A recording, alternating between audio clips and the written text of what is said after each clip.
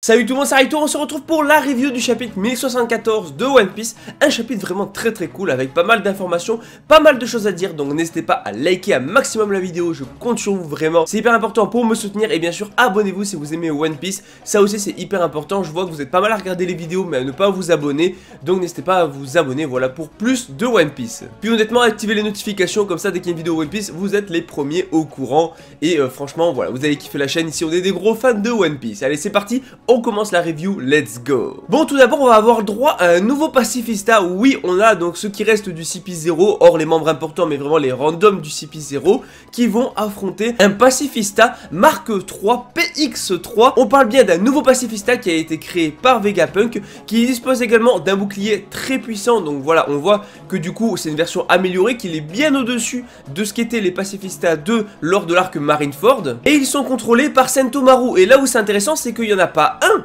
il y en a 50, oui, Sentomaru a donné l'ordre aux 50 pacifistas de protéger Vegapunk, de faire en sorte que leur créateur reste en vie, mais en plus de ça, de faire en sorte que Vegapunk aille avec Luffy sur son bateau pour s'échapper de l'île de Egghead. Et je sais pas vous, mais juste voir Sentomaru à fond pour aider Vegapunk, mais en même temps du côté de Luffy, bah personnellement j'adore ça. Maintenant, quel sort est réservé pour Sentomaru, étant donné qu'il a trahi forcément le gouvernement et même la marine? Bah le problème c'est que maintenant il risque d'être exécuté s'il est trouvé et qu'on apprend ce qu'il a fait. En tout cas voilà, très cool de voir que du coup on a droit à un nouveau pacifista. Donc il y en a 50, ça fait une belle armée quand même. Maintenant on va retourner un petit peu sur tout ce beau monde, parce que là il y a quasiment tout le monde qui est réuni, c'est un truc de fou. Bon déjà Luffy est complètement crevé à force de courir partout, voilà, plus sûrement son combat qu'il a un peu fatigué contre Rob Lucci, plus l'utilisation du Gear 5, hein, c'est sûrement pas un pouvoir qu'il peut utiliser à volonté pendant le temps qu'il veut, il y a sûrement un temps imparti, et voilà, mais surtout il est crevé, voilà, il s'est assis, il est couché, il en peut plus.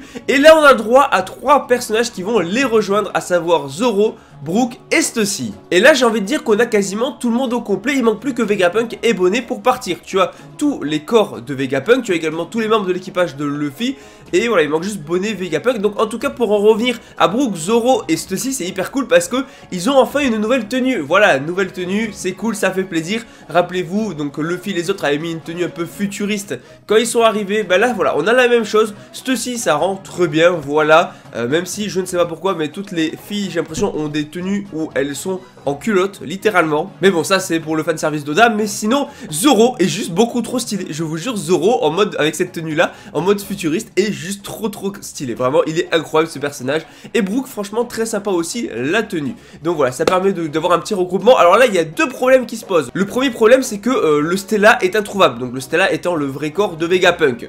Surtout que Stussy a envie de voir, bien sûr, le Stella. Voilà. Et la deuxième chose, c'est que le frontière d'homme ne marche plus correctement. Donc ils ont besoin du vrai Vegapunk pour l'enlever, parce que si jamais ils ne l'enlèvent pas, bah ils vont juste se faire satelliser, ils vont se faire exploser par les lasers, griller par les lasers. D'ailleurs en fait ce qu'on savait pas, c'est que Vegapunk, chacun en fait depuis le début pouvait voir sur son écran que Bonnet était, enfin où était Bonnet, voilà, il peut voir tout, mais il ne trouve pas en tout cas le vrai Vegapunk, il ne le voit pas, tout simplement parce qu'avec les attaques des Séraphins et tout, bah, les caméras ont un petit problème et tout, elles ont un peu dysfonctionné, donc elles vont se remettre sur pied, etc. Donc voilà, mais pour l'instant il ne peut pas voir où est le vrai Vegapunk.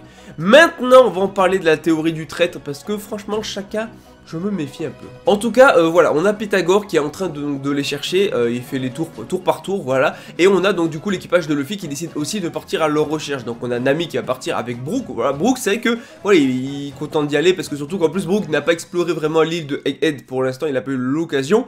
Donc on a également Stussy qui va participer, Stussy qui a envie de retrouver du coup Vegapunk, qui est inquiète aussi. Et j'avoue que voir Stussy du côté de l'équipage, bah ça fait plaisir de fou. Voilà, franchement le perso, je le kiffe. Bon, on passera outre le fait que Sanji, encore une fois, oui, tu mets une nouvelle fille dans l'équipage, surtout une bombe comme Stussy. Voilà, Sanji, tu le connais, il a des cœurs dans les yeux, il en peut plus, voilà, nouvelle fille, etc. Bon, c'est le classique de Sanji, j'ai envie de dire. Autre chose, Zoro voulait y aller, mais on va dire qu'il ne va pas y aller, tout simplement parce que le gars, si jamais il y va, il est capable de se perdre et de se retrouver littéralement à la ruche. Oui, je le dis, il est capable de se retrouver à la ruche. Limite, il est capable de se perdre et d'arriver sur Raftel et de trouver le One Piece. On sait jamais avec lui. Bref, du coup, Sanji, il dit nope, c'est mort, laisse tomber, parce que sinon c'est toi qu'on va devoir aller chercher après. Pareil, du coup, pour Chopper qui dit ouais, non, c'est peut-être pas ton point fort, voilà. Et Robin qui fait reste tranquille, d'accord, reste tranquille, reste ici, sinon on va te chercher après. Conclusion, on a Zoro qui finalement ne va pas y aller parce qu'il va se perdre. Et autre chose, on a le Luffy qui est complètement crevé, voilà. Et je pense pas que ce soit que le fait de courir, mais peut-être aussi le fait d'utiliser son Gear 5, je pense en tout cas. Donc les deux sont claqués, mais surtout on a juste devant, et là la scène est juste incroyable, tu as les deux un peu sur leur, tu vois, tranquille sur le canapé en mode supérieur, et tu as au sol Lucci et Ikaku endormis, donc j'avoue c'est assez fun. Et bien sûr Lucci du côté de Luffy et Ikaku du côté de Zoro, donc petite symbolique sympatoche.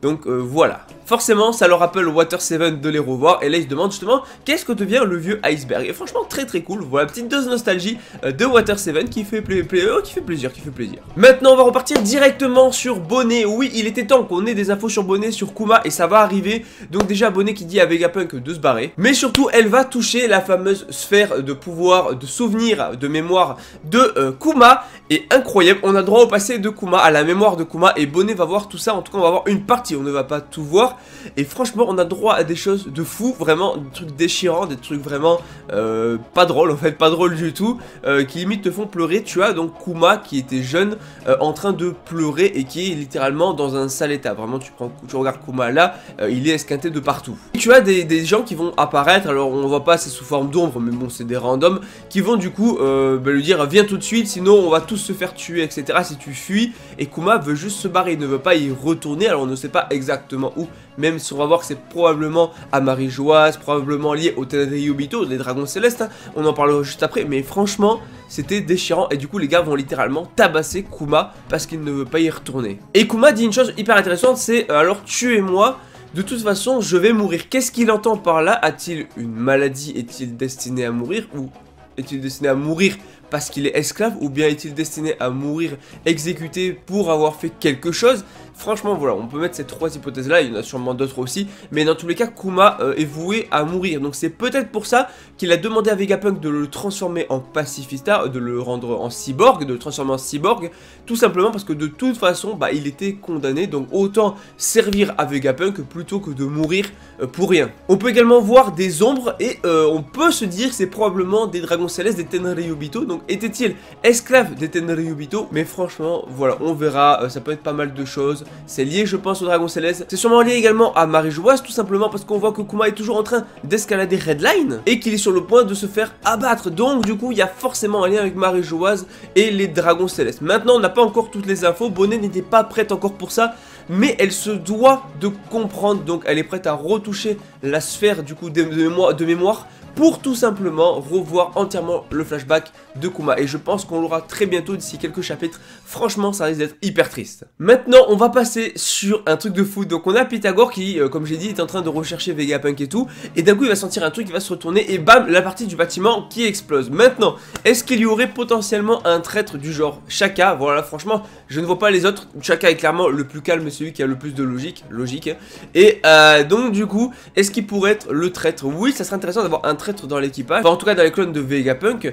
Et franchement à voir, à moins que ça soit quelqu'un d'autre qui soit présent sur l'île, dont on ignore l'existence. On sait qu'il peut y avoir quelqu'un sur l'île, tout est possible, donc peut-être ça peut être quelqu'un d'autre, mais peut-être ça peut être le traître de Shaka, ou bien, pourquoi pas, grosse surprise, un autre des Vegapunk, on ne sait jamais. Et enfin on passe à la dernière partie du chapitre, juste incroyable, avec du coup le navire de Morgan, à savoir le World Economy News Paper qui vole dans le ciel. Et là on a le droit à des choses de fou. Premièrement, Morgan c'est déjà au courant pour tout ce qui se passe, du fait que le gouvernement a décidé d'assassiner Vegapunk, mais que forcément le tuer n'est pas la meilleure solution parce qu'il a aidé beaucoup de gens. Ils veulent reproduire l'incident de Wara, mais surtout oui, comme j'ai dit, il a aidé beaucoup de gens. C'est quand même une figure dans le monde entier, Vegapunk, et s'en prendre à lui, ça craint un petit peu. Et comme il le dit, heureusement il y a ce type, on parle de Luffy. Oui, on parle d'un empereur. Encore une fois, on voit que Morgan s'intéresse énormément à Luffy et à son équipage. Voilà, pour lui c'est la relève, peut-être celui qui trouvera le One Piece. Franchement il est ouf, c'est un ouf parce que le mec il va essayer de trouver un titre pour son journal, et le titre n'est autre que l'un des 4 empereurs, Luffy au chapeau de paille, a pris en otage le docteur Vegapunk, et c'est parti, il a déclaré la guerre à la marine, ce qui n'est pas du tout le cas, hein, il n'a pas déclaré la guerre à la marine, quoique en quelque sorte en prenant en otage Vegapunk, il déclare entre guillemets forcément la guerre à la marine, mais il l'a pas fait directement, voilà, et forcément il va changer les choses parce que Luffy ne kidnappe pas du tout Vegapunk le rejoint de sa propre volonté. Encore une fois, on voit que Vivi est vivante, elle est présente ici sur le bateau, sur le vaisseau. Maintenant, pourquoi, comment elle s'est retrouvée là alors que du coup elle était à la rêverie, mais elle n'est pas toute seule parce qu'il y a également Wapol. Maintenant reste à savoir comment les deux se sont retrouvés là. Ce qui est sûr, c'est que Wapol dit qu'il y a peut-être des escargophones et tout qui peuvent tout entendre, donc du coup vaut mieux éviter de parler, hein. Et Wapol a peur également du gouvernement, a peur d'être effacé par le gouvernement. Quand on dit effacé, c'est tué par le gouvernement. Donc là, il y a plein de choses qui se mettent en place. Et du coup, Vivi qui dit à Morgan par rapport à son titre que forcément, Luffy ne ferait jamais une chose pareille. Et c'est juste logique. Mais Morgan est là pour une chose, faire trembler le monde. Il veut le faire trembler de lui-même. Et du coup, il n'y a pas de vérité ou de mensonge. Le journal, finalement, pour lui, ce n'est qu'un divertissement. Donc il est prêt à mentir, mais à faire bouger les choses. D'ailleurs, forcément, vu que cette nouvelle-là va être lue dans le journal, on peut se dire que la flotte de Luffy, dont Bartholoméo et les autres, pourraient éventuellement intervenir, puisque forcément on parle de Luffy qui déclare la guerre à la marine. Donc du coup peut-être la flotte va se pointer et là on aura le droit à un truc incroyable. Donc voilà, le chapitre fini là-dessus, c'était juste excellent, vraiment le chapitre était incroyable, franchement, vraiment voilà, les gens se plaignaient au vu des spoilers, mais franchement non, c'était quand même un très bon chapitre. Voilà, on n'a pas de combat mais on s'en fout, One Piece c'est pas que du combat non plus, hein. One Piece c'est aussi pas mal de choses. Donc en tout cas vraiment le chapitre j'ai vraiment kiffé. Je sens que les prochains, en tout cas le flashback de Kuma va être très triste. En tout cas, likez, partagez, abonnez-vous, dites-moi en commentaire votre avis sur le chapitre, mettez une note sur 10, je vous dis à la prochaine. Allez, ciao tout le monde.